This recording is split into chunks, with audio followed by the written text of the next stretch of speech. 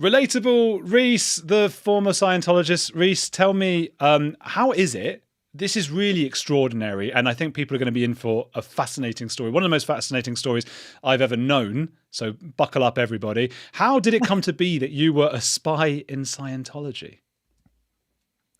Am I a spy? Is that what we are? Is that what we're calling me now? I don't know. I just sort of read things and bits and pieces. Well, so Andrew, I was born and raised. So I was a Scientologist until I was 38. I'm now 39. And I was not always a spy, if that's the word we want to use. You know Aaron Smith-Levin. You guys are pals, right? Yes. Okay.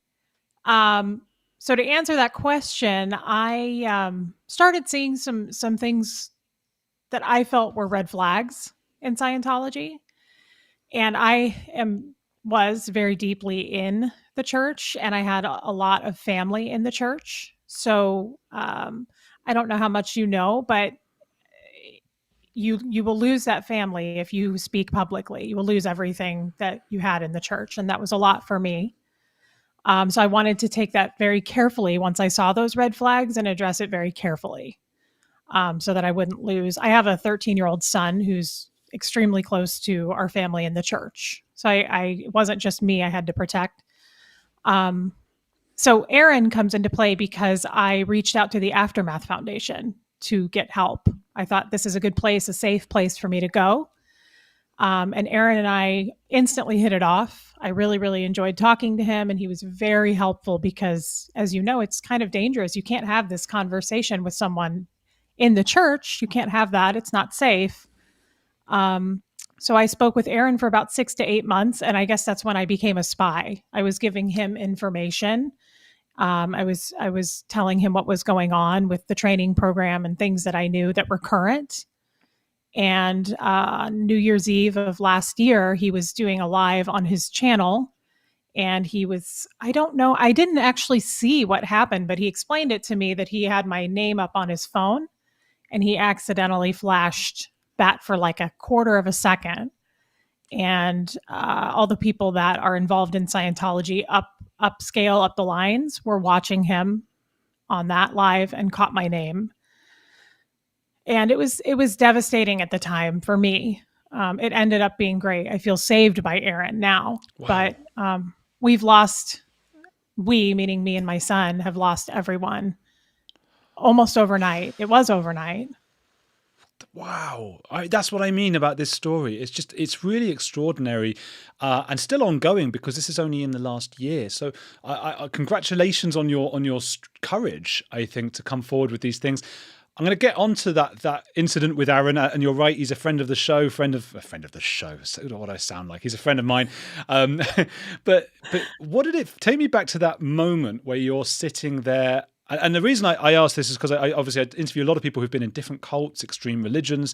The moment that you call the aftermath. So this is you're a Scientologist at this point, and you're questioning. How are you feeling inside? Because that's a huge moment. It's actually a good question. I want to back up just a tiny bit there. Have you watched the Leah Remini show, The Aftermath, on Netflix? Yes. Okay. But for the sake of the audience, imagine that people haven't.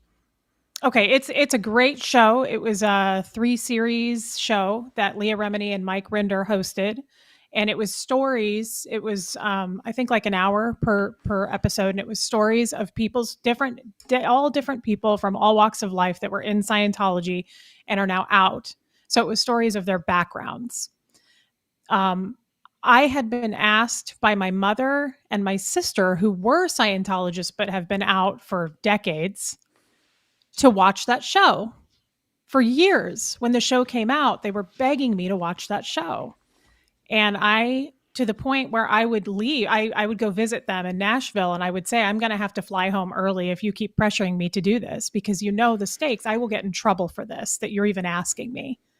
And I didn't want to see it. And I kept saying, I'm not going to watch somebody's boohoo story of, being sad and look what happened to me. And I thought, it's all made up. That's what they told me anyway in the church. Those things are all made up. They're being paid to say those things. So that was what was going on in my head. And years went by, and a friend in Kansas City where I live said, look, this is not me pressuring you, but I did watch that show, and maybe you might just want to watch one episode. If you can stand it, maybe just watch one. And so I did. And I could not stop crying. I just cried for days. I watched pretty much just straight through watched the show. And I kept almost every show, every episode resonated with me in some way. And I just kept crying, saying I thought I was the only one. I thought Scientology worked. I thought truly that it was just me that those mistakes were made with, but the Scientology works. And once I saw all of these stories, I was like, oh, it came apart for me. It doesn't work. This happened to so many people. So it wasn't an accident, or it wasn't just, misapplied with me. They abused a lot of people. And so again, it was very emotional for me. I probably spent about a week crying, and I thought, well, where can I reach? I can't call my family who's in it. Who can I talk to that's a safe space for me where I'm not going to get attacked or disconnected from my family? And so I called the Aftermath Foundation. I left a voicemail on who I was, and Aaron called me right back and said, "This is Aaron Smith-Levin. What can I do to help?" And we talked for over an hour, and I cried, and I told him what I just told you. And I said, what do? I don't want to lose my family, but I can't go back. I can't unsee what I just witnessed watching this. And I would never share this story publicly, but I shared my story with him. And he said, well, instead of blowing it all up and losing everybody, why don't you stay under the radar and just kind of report to me on what, abuses that you know of that are going on, and you can maybe help others in that way. And I thought that's useful. That's something I can do. Wow. And then it was an accident. I'm not upset with Aaron at all for that. I'm thankful. Yeah, I bet he felt bad at the time, but I mean, looking back, it's good, right? Yeah, he felt terrible about it. And when he called me, it was New Year's Day that he called me, and he said, I doubt anybody saw anything, but I need you to know what just happened. And I didn't think Aaron was big enough, or the SPTV channel was big enough, or I still, to this day, I have my own channel, and I think nobody's of any worth in Scientology is watching this, but I find that to be untrue probably now. I am followed by private investigators, and I mean, maybe by my talking, that did shake things up a little bit. It's something that I've had to get used to as well, reporting on Scientology, having never been in it or anywhere near it really myself, is that they are watching right now, almost certainly. If you are there, hello, OSA, which is was that Office of Special Affairs, is it? Office of Special Affairs, yes. Yeah. Okay. So well, OSA watches. Yep, hit the like, I was going to say, but go on. No, that was pretty much it. And it's all been basically blown up from there after that happened. I lost everybody overnight. Christ. Yeah. We'll get into that then. And also, I'm wondering, you mentioned the Aftermath series and you watched that, but you were told that it was all lies and made up. So was it that their stories in the episode that you watched, that they were sort of so similar that they corroborated your own traumatic experiences? Was that what made them convincing to you? I think so. And just bits and pieces of a lot of it was how the parents treated the kids growing up was very, very similar how my father was. There were just so many different little pieces of things. It wasn't even like a major story. Some of them were, but like just pieces of things where I was like, wow, I remember that happened to me. I was in the cadet org, which is the children's Sea organization, when I was 7 years old. And some of those stories I really could resonate with. Wow.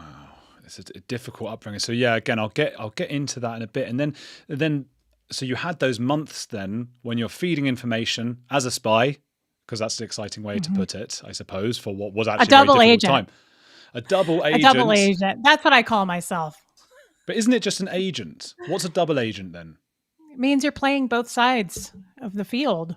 I'm smiling to Scientology, and then I'm giving information to Aaron. Just feel like that. Unless I just made that up. Yeah, maybe I just made that up and it makes no sense. No, I think it's right. I do think it's right, but then it made me think that it might be a silly term because Why do we need the? Of course, if you're an agent, you're an agent. Or I suppose an agent could just be like an estate agent, couldn't it? And a double agent is a spy. So different We could things. just call it a spy on here. Yeah. Yeah. So you're spying.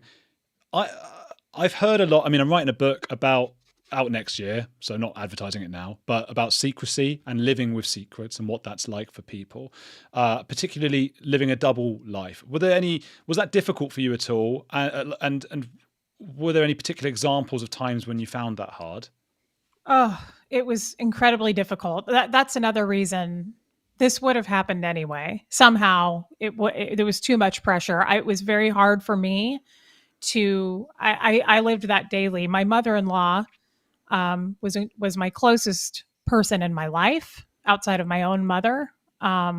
She called me her daughter. We were very, very close. So much so that I'm not even married to her son anymore, but I'm closer to her than her own son. So, and she's the grandmother of my son.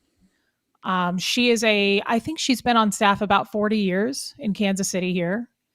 And she was at the Flag, which is the base of Scientology in Florida, in Clearwater, Florida.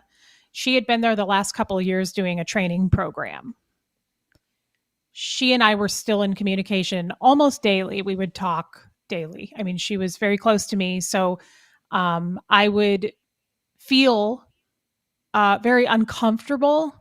So at Scientology, you switch over to kind of a lingo. There's like a terminology that they use that is almost like a different language when you switch over and you're talking with a seasoned Scientologist. So I would have all of these phone calls with her about Scientology and the training program and what she's doing. And I was very uncomfortable with that because I would get off the phone and I would look at my husband and go, I can't do this anymore. I can't keep doing this. It's not worth it to me. I feel dirty, but also I don't like having to fake being somebody else, knowing that I hate this cult at this point, but I have to pretend to stay in her life. And that was really, really hard for me. And it just felt dirty. You know, I loved her very much, and it made me feel guilty also to gather information, give it to Aaron. And it didn't make me feel, I tried to justify it by going, this could be helping somebody else. But it wasn't helping me because I just thought this is eventually going to end badly. I spoke to How's this going to end? Called Kelly Thiel, who left Nixium, which was sort of modeled on Scientology. I guess it was Scientology light, but since then the founder's gone to prison for the rest of his life, Keith Raniere. But Kelly Thiel did a similar thing where she was she was a bit different. She was half out and wanted to leave, but she wanted to gather more information before leaving. And she got so sick from it physically that she became paralyzed almost for some time. She couldn't move parts of her body, and she went to the doctor. They did all sorts of tests on her, and they couldn't work out what was going on. She got gaunt and skinny. She lost hair. She was in such a state, because they call it the fever model, which is this idea that, you're keeping this secret. It acts almost, your body starts to act almost like you've got a real virus, and it's trying to make your own body uninhabitable to get the virus, so the virus dies. It's sort of trying to do that with the secret. Did you feel that way? I wouldn't say, I think I felt that way mentally, Andrew, but I wouldn't say I got physically that way. I just felt, if I could say what depression felt like, it felt that way for me. I was really in tune with it, and I felt sad, and it was hard for me to deal with that with my son, who, sorry, my cat just jumped up on the desk. It was tough for me to feel that way toward my son as well. Just, again, I think of it as like a double agent or just someone who's playing both sides. And it wasn't natural for me. So as much as they hate me right now in this moment, at least I feel like I'm being myself again. And I hate that I had to lose them though. Yeah, absolutely. So Aaron accidentally had a name up or whatever it was, and in that split second, that was enough for all the people watching, all the people who are probably watching and listening when this comes out on the audio podcast now, to put two and two together and realize that Aaron should not have had your details or whatever it might be in his phone. He's known as the aftermath guy. People go into, he gets people, he de-radicalizes or gets people out of Scientology like he got out himself. And then what happens in the coming days? In the coming days, I spoke to my mother-in-law on New Year's Day, and that's the last day I ever spoke with her, that morning. He flashed it up, I think, that night, New Year's Eve, the night before. And the following day was a Monday, January 2nd. She had called me, and I was vacuuming, and I saw I missed the call. And she should have been asleep at that point. They have a schedule that they sleep during the day and they're awake all night studying. And this was around 11:30 in the morning. And I thought, that's weird. They go to bed at like 9:30. So I texted her and I said, I saw that you just called. Was that an accident? And I never heard from her again. I've never heard from her again. What do you think was going through her mind when she called? I wonder if someone said something to her. And I also think maybe her phone was taken away at that point. I think they probably started interrogating her immediately, saying, what have you told her? Because she was the main source that I was giving the details of things to Aaron. So I'm sure she was immediately pulled into ethics or put into some kind of trouble, and her phone was confiscated, I'm sure. Could it have been that they were trying, like they could have been in the room with her trying to call or something like that? 100%. Yeah, that could have been as well. But it was strange that she never answered me and I never got a call again. So I don't know if they were trying to sit and listen with her there, or if they just said, you're in huge trouble, and took her phone away. Maybe she was trying to call me and say, what did you do? I'm not really sure what happened there, the sequence, because I never spoke to her again. I did reach out and I sent her a text probably a few weeks later. And I just said, I know that you know what happened, and I'm sorry that this happened. And I know that you have to disconnect from me. And I said, I accept your disconnection with love. We're all very happy to have you out on this side now. It's only been 8 months, and this must all be very raw for you still. It is. It's very raw, and I actually find it quite therapeutic. I did a follow-up video, I think in March, with Aaron, and just told everybody what had happened since that January day.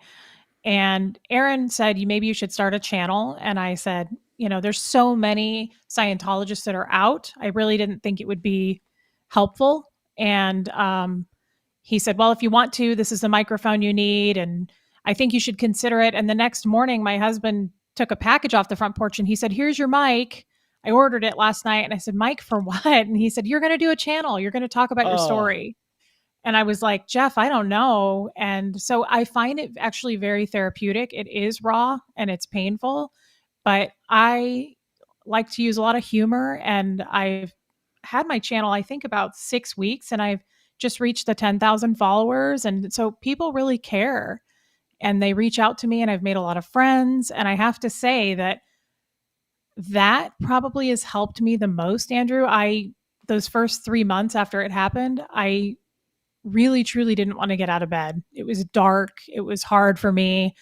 I lost hundreds of people overnight. I reached out to people and said, hey, I know you know what happened, but you've been my friend for 35 years in this church. I want to at least say goodbye to you. I hope that you say goodbye to me. And I was immediately blocked by everybody. I can't even find them now. So nobody said goodbye. And that was, what's weird about that is I grew up in this. I know exactly what happens if something like this were to happen. So it's not like I could sit here and say, I didn't know. I'm so sad. I lost everybody. I knew the stakes, but for some reason going through it that quickly and that just overnight, so many people leaving my life, that was really hard for me for a couple of months. I just was in shock that I lost all of my friends, and family. In a sense, it's a bit like death. And I've been a bit consumed by death recently and thinking about it and stuff, because it's one of those things, when you're a child or when you're a teenager, you know it's going to happen, these things happen and you get out and all of these depressing things, but actually going through them is a shock no matter what.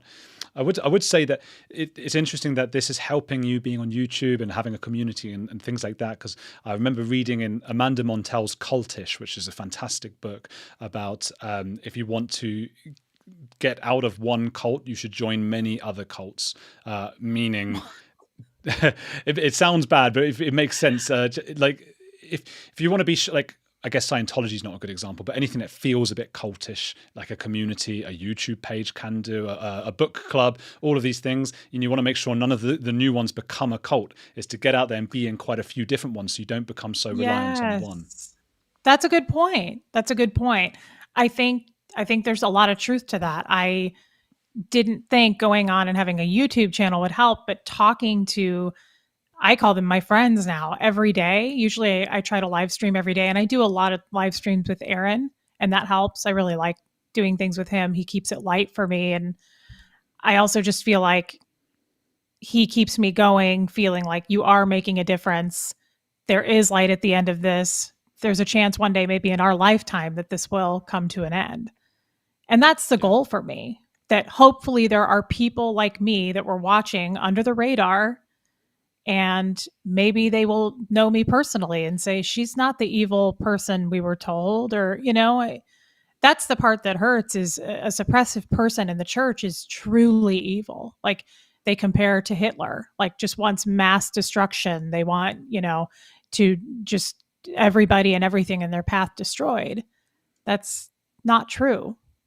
And that's what they feed us. If you were still in Scientology, or if we go back a few years and say, for example, your mother-in-law, who you were very close with, if she had left suddenly, would you have automatically started the silent treatment and blocked her and everything? Never. No.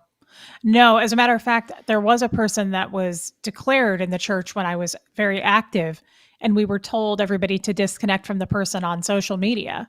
I never did, because I thought, I know that person. I don't feel that way. I mean, I know them.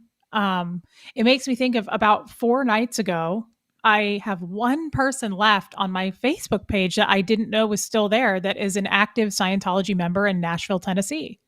I've known her forever. She's still on my page. And I messaged her and I said, Melissa, I am sorry to have to tell you this. It looks like no one told you, but I said, I was declared in the church this year. And I said, I've always really liked you and your family, and you might want to go ahead and block me. But thank you and take care. And she wrote me back, which is very unusual. And she said, no one told me that, but I've always liked you. And she said, I've enjoyed your Facebook journey. And she said, your son is a very handsome young man. And she said, you take care. And I was immediately deleted. And that's just an example. It's like, where is the thinking for yourself? There is none of that. I mean, she was gone. She was just gone. That story didn't go where it seemed like it was going. Yeah. I mean, it was just, but think about that for a minute. I've been processing it for those last 4 days. I'm like, that's a prime example of just not, I mean, it's like they just have blinders on. They just do what they're told. They're not allowed to look at anything to see for themselves. She knows me, just like the other 500 people that knew me and deleted me. It's like, you guys have known me my whole life. You didn't even ask me any questions. At least she said some nice stuff, because people you're closer with than her didn't even say anything, just went, and that was it. I hardly knew this woman because she didn't live in Kansas City, but I have met her a couple of times. But that's your point. I mean, she barely knew me, and she was kind enough to say goodbye to me, to compliment my son. The closest people to me, like you said, it's like a death. These people could have died, Andrew, and I wouldn't know. I don't know. I never heard from them again. No letters, no nothing. And I think this would have been, looking back on it, this would have been less painful for me. And I try to, like what you just said, I try to turn it around. Like, if I were Brenda, if I were my mother-in-law, I at least would have sent a letter or a text or an email or something saying, I hate that you did this. I hate that this happened. You and I are family and I love you, but you know what I have to do. And I'm saying goodbye to you. That would have actually helped me to have a little closure. And I thought that those letters would have started happening. I thought I would have received some goodbyes from the closer people in my life, not necessarily the people who I didn't spend a lot of time with, but family and close friends for the last 3+ decades, I thought would have come forward and said, we hate you for what you did, and now we have to disconnect from you. Goodbye. I mean, that would have helped me. And they know that. But they don't owe me anything, and that's probably why they just cut ties without a word. Well, what do you mean they don't owe you anything? They're your family and friends. Well, I also try to think like a Scientologist. They are following the rules and they have to. And it's like that lady Melissa, she didn't even think twice. She deleted me immediately after saying goodbye. It's like, again, you have a path here of, that you have to follow to the exact, and that's what they're doing. So I don't feel like they owe me a goodbye, but it would have been nice. It would have been nice for my son. I wonder if there's some fear about talking too long with somebody who might make us realize that our life is a sham. So it's like she wants to say, you know, have a good life, all of those things. I'm being polite, but I mustn't ever speak to you again because you might actually convince me that everything that I think is true is not. And that's a very scary thought. It's an incredibly scary thought.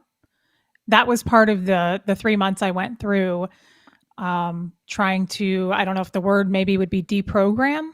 Um, I was born into this and I took it extremely seriously, and I've learned so much.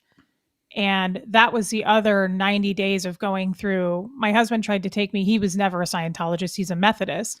And he took me with him to church one day. And that was a mistake for me. I had never been to church. And I mean, I'd been in a church at funerals, but I've never been to like a church service. And I just started crying in there. And I said to him, I said, what am I supposed to believe now?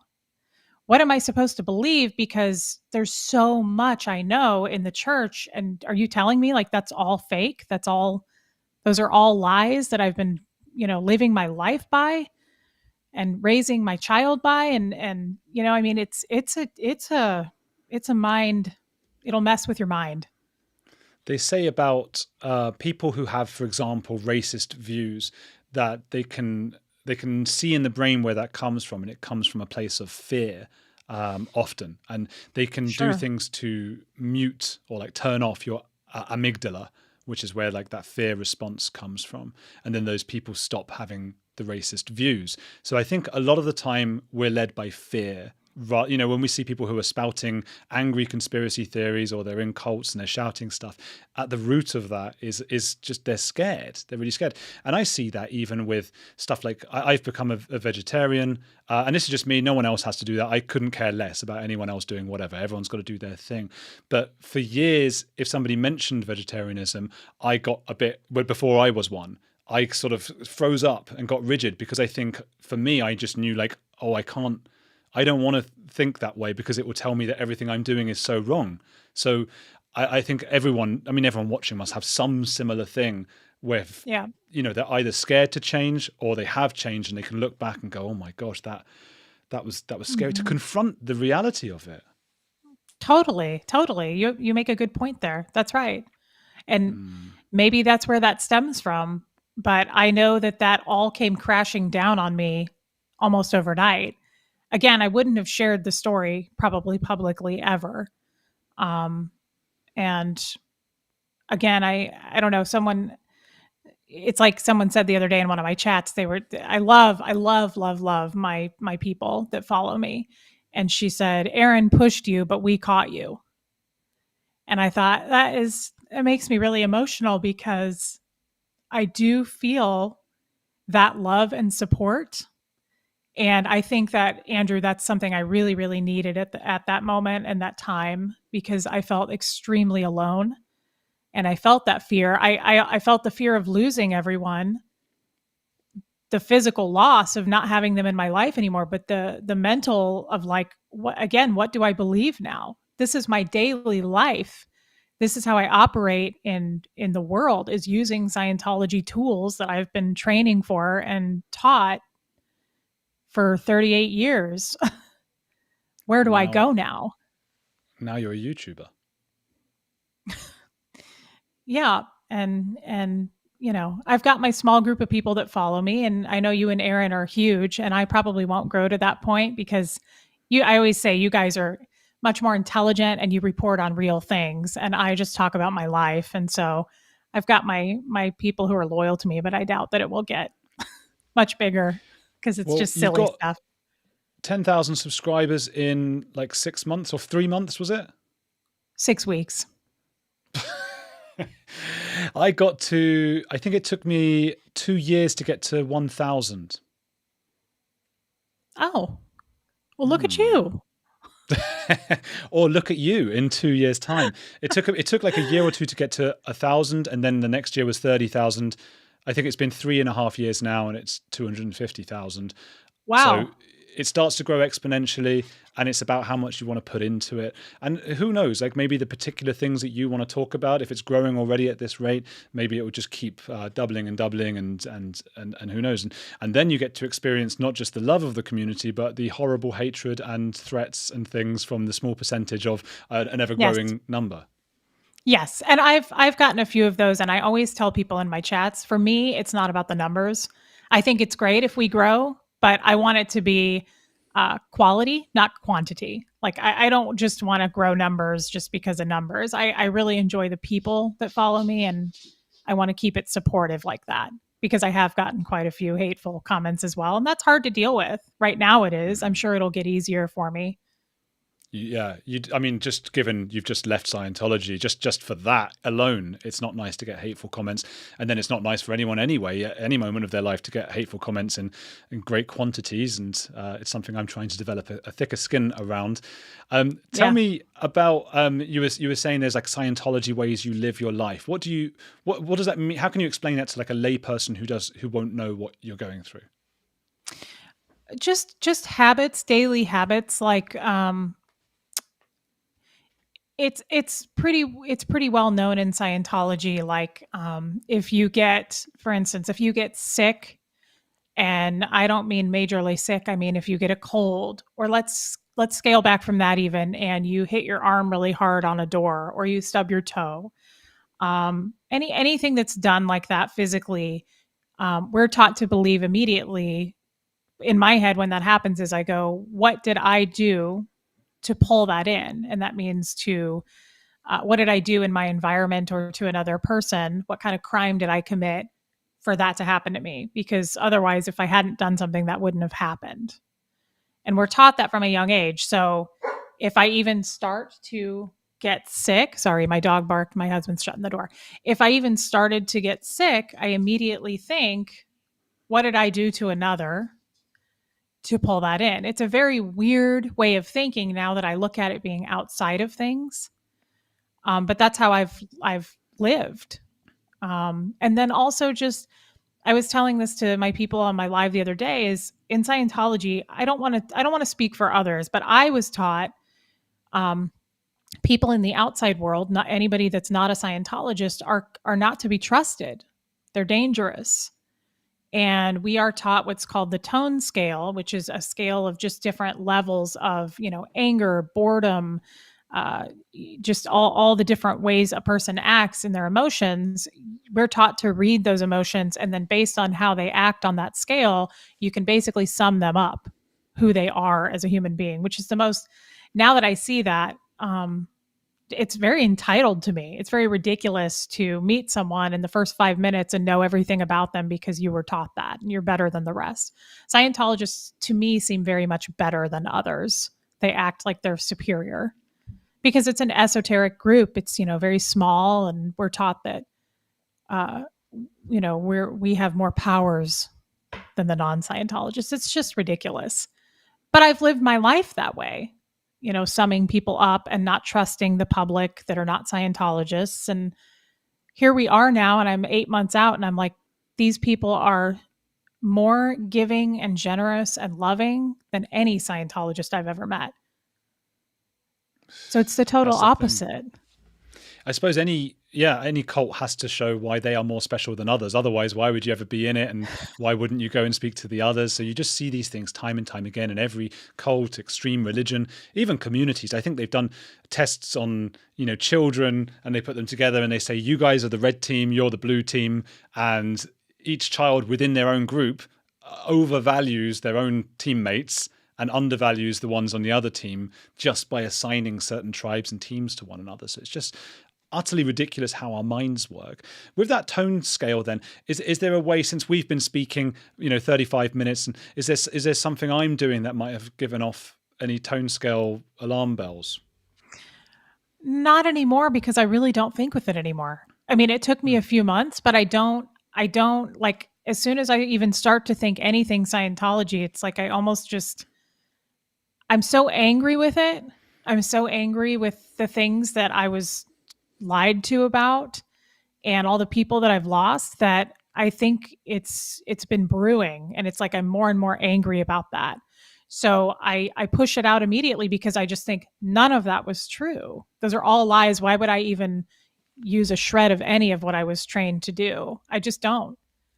I don't give it. I don't validate it anymore. When I think about it, I just am. I was depressed for a long time, months, and then now I think we're up to anger.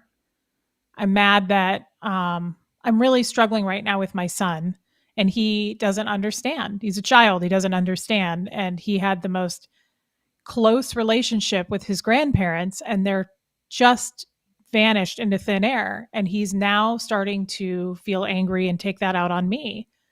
And he's upset with me because he thinks it's my fault, and I think it's my fault too. I honestly feel like you can blame me for this, but I can't help you with piecing together that relationship again. He wants to see them, and I can't help him. How old is he? 13. It's such a difficult age. It is, and he's only had, I would say, most of his life. I would say almost every weekend and maybe 2 or 3 nights a week have been spent with his grandfather in particular. Every holiday. This coming Thanksgiving will be the first Thanksgiving I will ever have with my son. I've never had a Thanksgiving with him, because he goes with his grandpa, and they go to his mother's house in Iowa, and I'm not a part of any of that. I never have been. So his whole existence has revolved around my father-in-law, Doug. And this wasn't like a grandpa that you only see every once in a while. This guy was in his life 85% of it. And so now he's just gone. And my son's name is Huxley, and Doug just disappeared. And I had Huxley call Doug, because Huxley wanted answers. And I said, give him a call. He won't answer from my phone, but he'll probably answer from your phone. And he did. And he said goodbye to Huxley. And it was horrific. It was horrific. Huxley he plays a lot of sports. He's 13. He's trying to be tough. He doesn't show a lot of emotion at all. And within 10 seconds of that phone call, my son was like, he couldn't even talk. He was crying so hard. God. And he had him on speaker, and I had to walk away. I just couldn't listen to it. He just said, he said, I know I've known you for 13 years. He said, but I won't be seeing you anymore. And I hope you take care. And it was absolutely horrific. It's just such a cruel cult. It really, really is. It's something that I've had to learn about doing this for the last few years, is how cruel disconnection is in any cult, any religion. And I didn't understand the full weight of that. I really didn't, until I started seeing like the Mormon church denying that they do it. And I remember thinking, but why would they deny that? Because that's what they do. And aren't they proud to do it? And they had to deny it. Seeing Hasidic Jewish people leaving they don't even speak the language in America half the time, in Brooklyn, and they're just left they got no one. It's just it's the cruelest thing. And I'm so sorry you've been going through that. I'm so sorry for your son. How do you help him? What do you say to him to help him understand? That's the magic question. So I am seeing a therapist for the first time. It's as you probably know, therapy is the worst possible thing that you can imagine in Scientology. And we are taught, they are evil, and they want to electroshock you and drug you. And so I am seeing now, I love therapy, and it's very helpful. So I have been trying to get him to see how helpful it is for me, but he absolutely does not want to do it. And I don't know where I should stand there. I don't want to force that. And I actually asked my therapist on Monday when I had an appointment, and he said, you really shouldn't force that. That's not a good thing to do either. But he said, keep doing what you're doing as far as, I mean, Andrew, I try to talk to him about it, but he's pretty closed up. And I worry about the long term effects of, I just don't know where we go from here. My dad disconnected and separated from me when I was 16, and that affected me well into my 30s. I had a really tough time with that for years. So I just worry for him, but I talk to him. I only bring it up now, like if he brings it up. I figure it's a wound, and I don't want to keep pouring salt in it by bringing it up. So I try to let him kind of do it. And then I say, how are you feeling about that? Is there anything you want to talk to me about? I know that this hurts. I know it's painful, but he's kind of turned into anger as well. And he doesn't understand why we can't talk to them. And he doesn't understand why I did what I did. And now I've, lost that connection for those two. And I do blame myself. I do think had I not done what I did, he would still have his relationship. It'd be in Scientology, though. You know what I would say, and I don't even know if it's my place to say necessarily, because I'm not a therapist or anything like that, but when I often speak to people who have left cults and they don't know different, and I think the hard part then is going, well, how much of this is normal childhood or raising a child, and how much is because of the particular situation we're in? And I would just say that obviously this is hugely affected by the situation you're in, but also 13-year-old boys do hate and shout at their mums and are horrible. I gave my mum a really hard time for quite a few years. I've seen my little sister be very difficult with my dad and my stepmom when she was 13 to 17 or so. And Really? I don't mean that to, oh yeah, and I don't mean that to underplay or underestimate how traumatic what you've been through is. But I also don't want you thinking, oh God, I'm in this very unique situation where my son is being incredibly aggressive to me. Especially when there is a bit of trauma, the first person everyone blames is, for whatever reason, it's just the mum. More than the dad. It's just, especially sons, just go at their mums. And it's a horrible thing that boys do. But what about your British etiquette? I think of little British 13-year-old boys to be like, thank you, mom. Like, they're so sweet. Yeah. What's going on? I thought I just had this American kid that was, lashing out. Mama, what is all this today? No, horrible. I even changed my accent. I got all gangstery, British gangster. Awesome. Yeah, can we get a little bit of that? Here. Okay. Yeah, all right, mum. Don't give me any more of this shit, bruv. So awesome! I love to hear that. Yeah. So okay. Well, but you know what I mean. That will obviously be a small percentage of it as well. It's just that 13-year-old boys are just often horrible to them, and you just have to not take it personally because it's not you, and it's not your fault. He's going to get a much better life now outside of Scientology. Well, you're absolutely right there. I mean, this was all worth it, right? It was worth it because his father and I both are not Scientologists, and we were both born and raised in it and made a commitment long ago, even being Scientologists, that we do not want him to go through the things we went through growing up. So we had half of a brain there to even say in the church, like, we do not want him having any services. We don't want him being forced to do things. We want him to choose to want this because we were forced, no question. So no, it's a good thing. It's just right now going through the thick of the emotions. I'm used to being disconnected from, again, my dad disconnected from me. And that was the hardest thing for me. I was very close to my dad. And so I felt like I can take this. When Aaron called me that day and said this could happen, I was like, I can handle it. I don't want to, but I will. And, but for him, he's a 13-year-old kid that did nothing wrong. And for your grandparent to just go, we're never going to talk again, and you take care, is like, how do you expect him to understand that? He didn't do anything. It's terrible. Do you worry that he'll, when he's old enough, try to join back up? Yes.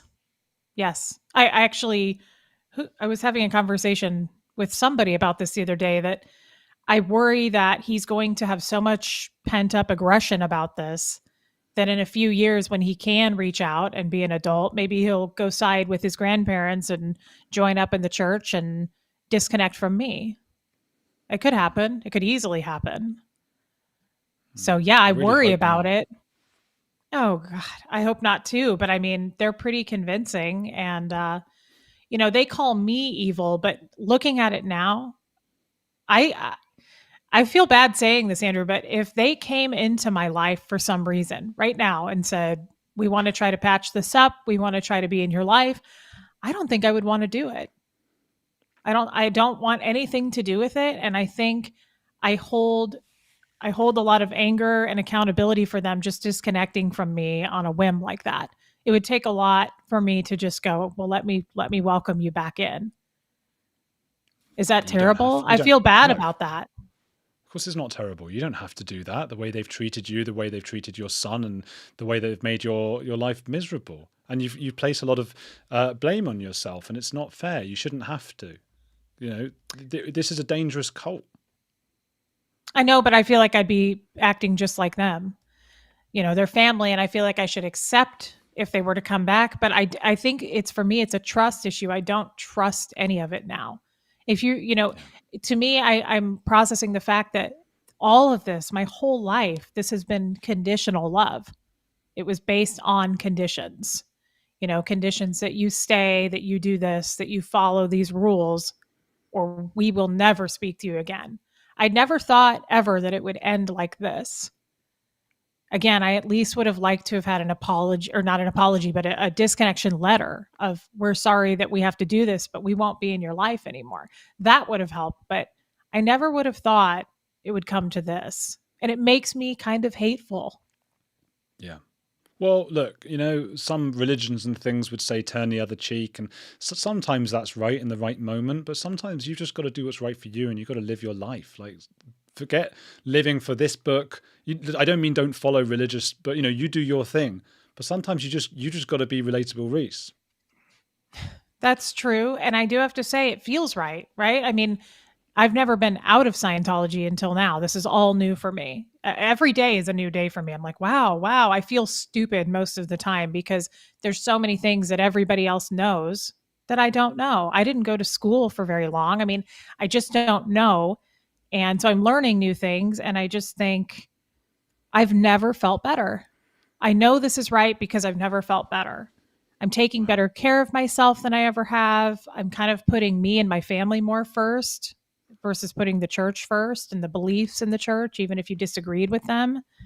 You kind of had to look the other way and pretend, And so it feels good to think for yourself. It feels so good to see things for myself and kind of make a decision instead of going, that person is here on the tone scale. And that makes me very, not trustworthy. I don't have to do that anymore. It feels amazing to go, you don't have to feel a certain way, or you're not going to get in trouble anymore for, looking this way or thinking for yourself. It's makes me sad, but all the things I'm learning every day and being out in the real world every day is so new and fun for me. It's exciting. I feel like Scientology and a lot of cults are just very, very strong exaggerations of how we all live our lives every day. And we all sort of get into a bit of cult think and group think. And we all Mhm. start judging. Sometimes we can get into that mood where we're going, like you say about the tone scale, oh, that person sort of said the wrong opinions that I don't agree with. And my group doesn't think those things, so I judge them.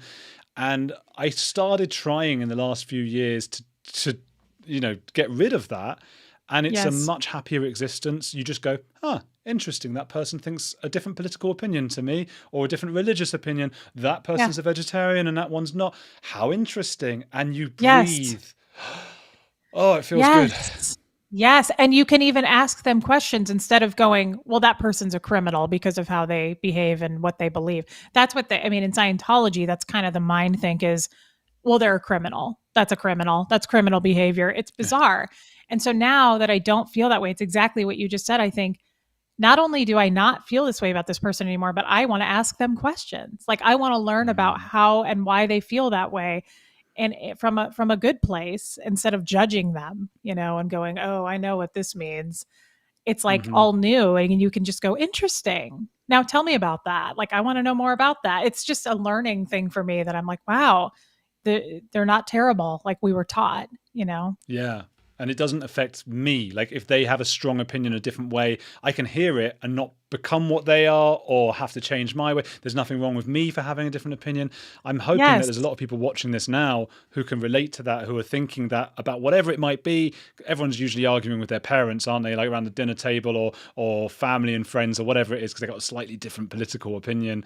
And it's just a waste of so much energy. And you just, Yes. tell me, let's go in. So we've got a bit of time left. So tell me about some of your upbringing. I guess we don't have time to go into all of it. We might have to get you on again to discuss more of it. That's okay. But I can go through it quickly. what is some of the stuff that somebody who's never heard of Scientology with your experience they would find quite shocking? I was born into it. My parents were married at the time. I have one sister that's 4 years older, and at about the age 3 to 4, my dad was the more Scientologist than my mom, and still is. My dad is still a very, very diehard. He's been in it since like 1968, so there's no leaving at this point. Wow. He would put my sister and I at home, and we grew up in Omaha where there was no organization, so the closest was Kansas City. And he would make us do training at home, though, and set us up together and do these harsh drills and training at the age of I was about 3. And I never understood what we were doing. And then we would go to the church in Kansas City and do services there as young kids. And then my mother left when I was 6 and divorced my dad, and he kept us kids. He threatened her and kept us. And the church came down pretty heavily on her, saying you will be declared a suppressive person if you take the children. And so she left, and I never really saw her again until I was about 18. I saw her off and on. My dad would meet her in the middle for supervised visits for a half an hour a few times, but that was it. She was pretty scared of my dad. He was very intimidating. And then we joined the cadet org when I was 7, and that only lasted about 6 months. And then we left and came back to Omaha. And I finished the 9th grade in high school and then joined staff at the Church of Scientology in Kansas City after that 9th grade ended in the summer. And I was turning 14 at the time when I joined staff. And I immediately took to it pretty well. Other than, like I've told Aaron, there was a lot of Scientologists are very opinionated, very hard-headed, very certain, and everybody wants to win. Everybody wants to be in charge in those organizations. So it was a lot of throwing things and just things I was not used to seeing and witnessing, people kind of shoving each other around. But I was on staff for 2 years, and in that time, I had a boyfriend that was 24 and I was 14, and we stayed together for those 2 years, and it was fully sexual, and he was on staff, and it was well known. And I still, to this day, I'm like, it's not that big of a deal. But my husband now, when I told him the story, he was like, that's absolutely statutory rape, Reese. And I said, no, it wasn't. I consented. And he said, you can't consent at the age of 14. That's a child. And it took me some time to realize that, because when he told me that, I was still in Scientology. And so I was like, what's wrong with it? There's nothing. I mean, I witnessed that with other kids too. There were other kids that were sleeping with older adults. But now I look at that and I'm like, my son is 13. I would burn somebody to the ground. I mean, I would be in prison. Do you think that affected you? I think it made me age quickly. I felt like an adult. I felt like I didn't get to be a child. When I get a little clammed up and embarrassed when people in life now talk about where they went to school or college or prom or those things, because I was on staff 16 hours a day at that time, sleeping with an older man. So I feel embarrassed. Do you want to go in? I mean, the news is all full of, historical crimes of that nature. Russell Brand, was with a 16-year-old. That's one of the Russell Brand allegations. And Danny Masterson, they were of age, but not able to consent, of course. Yeah. Do you want to track that person down? Should they be put in prison or something? No, I actually talked to the person not that long ago, and he's not in Scientology anymore. And he was the reason I say no is I didn't feel like it was aggressive or abusive. He was very kind to me. I was in a fight one day when I was on staff with someone who hit me over the head. He was choking me. He was on top of me. And the guy, my boyfriend at the time, he's the only one who took me to the hospital. I was asking for medical help and nobody in the church would help me. And I was peeing blood. And it was a serious situation and nobody would help me. And he was the only one that took me. And I don't know what would have happened if he hadn't. I was in the hospital over a week. I had to have 2 surgeries. So I don't hold anything against him. I think our intentions were pure. I loved him. I think he loved me, but it was illegal is the bottom line. But if I had felt like I was being raped or something, yes, I would want to. But I hold the church more accountable, honestly. Everybody knew about that. I thought it was okay, but I didn't know it was illegal. So, I mean, I'm saying everybody, meaning like at least 40, 50 people knew about that. It was a daily thing. He was on staff like I was. So Man. I hold them more accountable, you know? Yeah. I suppose in some sense, he's a victim of the cult as well. I think so. And he was always a nice man. He's married now with a child. And I just don't want to I don't want to disturb his life. You know, I feel like he was, like you just said, he was part of it. He was brainwashed. He's out now. Good for him. I don't want to rip his life apart. It sounds like your childhood was very much, eat or be eaten. That's an interesting way of putting it. Sure. I think it's hardened me. I think it made me kind of a nasty person in my 20s and 30s. I was kind of hard to deal with. And just because being on staff, it's just very get it done. You know, you're very harsh and there is no asking anyone to do anything. It's control and telling. And it got, like I said, it got physical. And one of the biggest church members still in the United States here was the one who I got into a physical altercation with, and he was like 27 at the time or 26, and I was 15 or 16.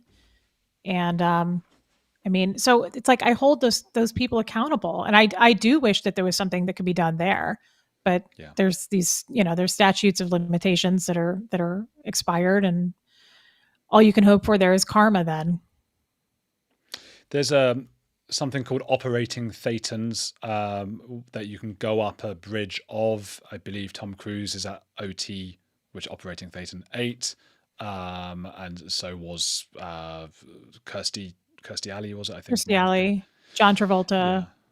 Oh, him as well. It's just if they're celebrities, they get to OT. Where did you get on that bridge? I got just below clear. I almost made it to the grades, so I didn't get anywhere near that. You have to have a lot of money to make it up to that OT8. Yeah. Now, Kansas City, shockingly, has more OT8s than most organizations. I think there's about 20 of them in the field, which is a lot. That's a pretty high number. They've probably donated millions over the years. Yes. My sister sent me something the other day of something that was found at my dad. He just gave $1 million he's given millions, but he gave $1 million to the International Association of Scientologists. It's all about, to me, it's all, looking at it now, it's status. It's a big status thing, It's crazy.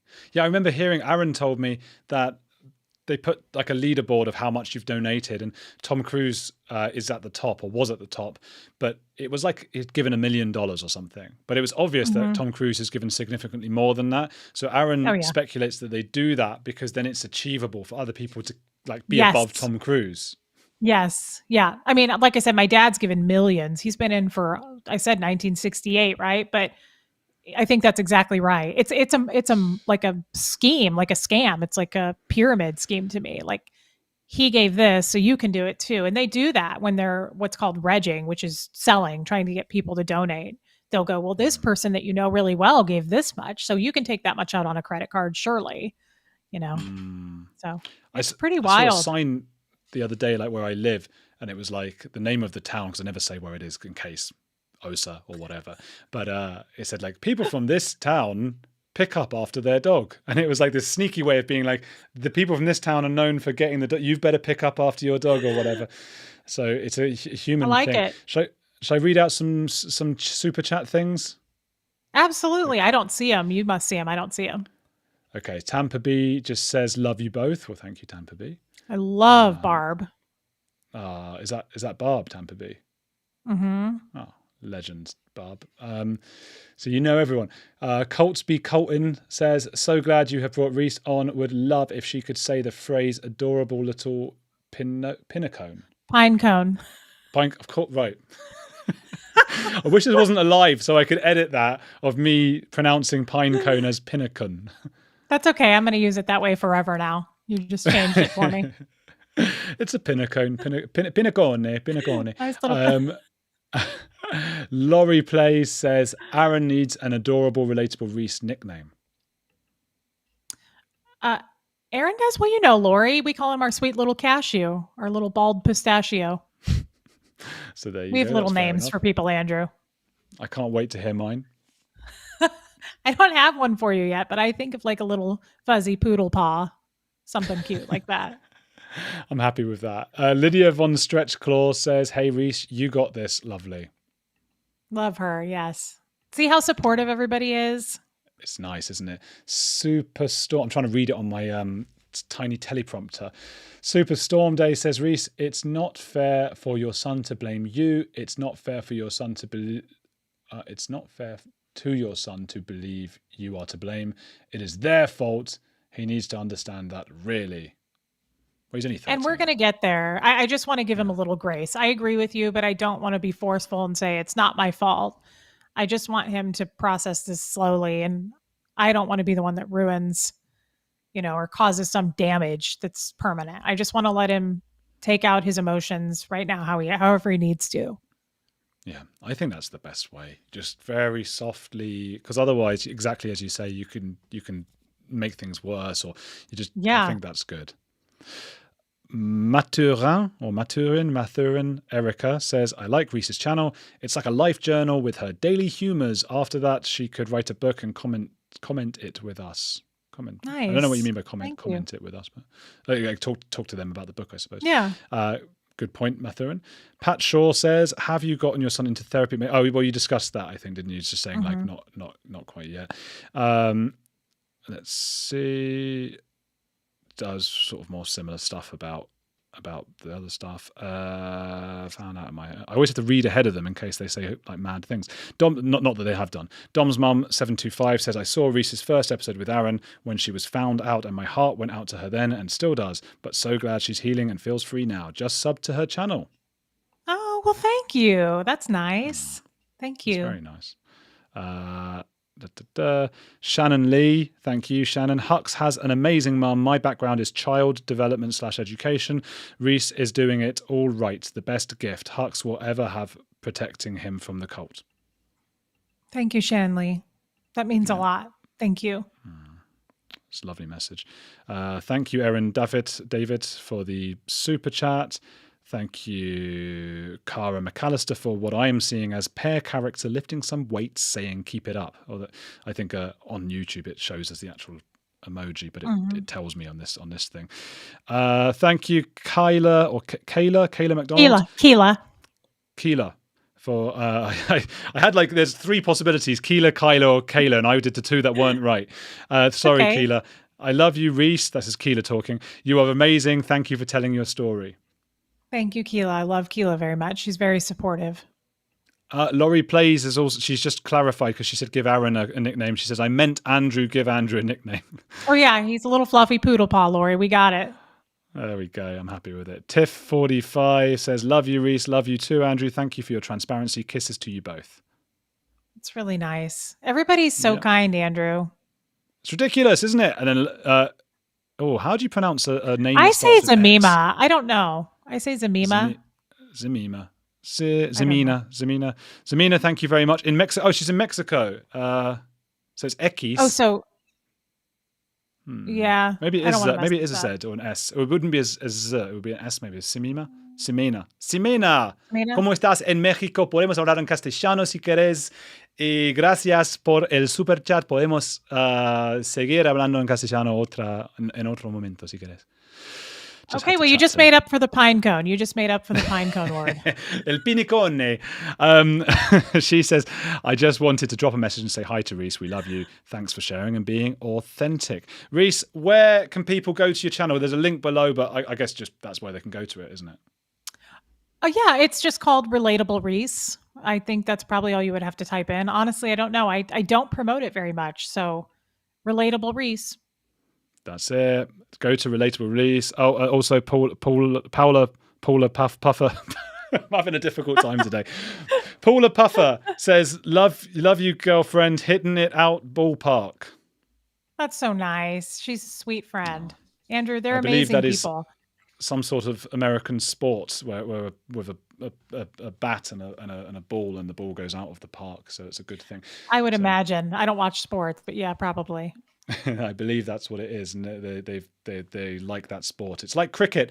Go everybody to Relatable Reese. It's in the thing below. You can just click, go and subscribe to her. Don't just subscribe, but also watch her stuff, like it, interact with it, and that will grow and it will help to bring down Scientology. That's what this is all about as well. Hit the like on this video, the same for the same reasons. I don't have to explain that again. I'm going to go and do a live stream in 5-10 minutes on locals, and I'm supposed to just read out a thing. What's it called? Locals, get a free first month and show your support for free speech, because there's a free speech thing, and there's a link below in the description where you get a free first month on locals. I'll see you guys there. And yeah, that's what it's all. That's it, isn't it? Sounds like a good time. Andrew, I just want to say thank you again. I know that we're getting ready to sign off here, but I had never met you, and I'm meeting you for the first time today, and you're lovely to talk with. And everybody told me you would be. But I want to say thank you for having me, and it was special and therapeutic for me. So thank you. Oh, that's brilliant. And also I love that because I can see a cat or dog behind you, but because of the angle, it looks like you've got a tail and you're happy. Oh, there you go. Lovely dog. Big dog here, yes. I'm such a dog person. I love it. Everyone said the same about you, that it would be beautiful talking to you, and it has been. And I'll be on here in a minute when I click finish as well. Guys, do the things we said about locals and Relatable Reese channel, and liking the video. Lots of things to do, and keep watching this channel.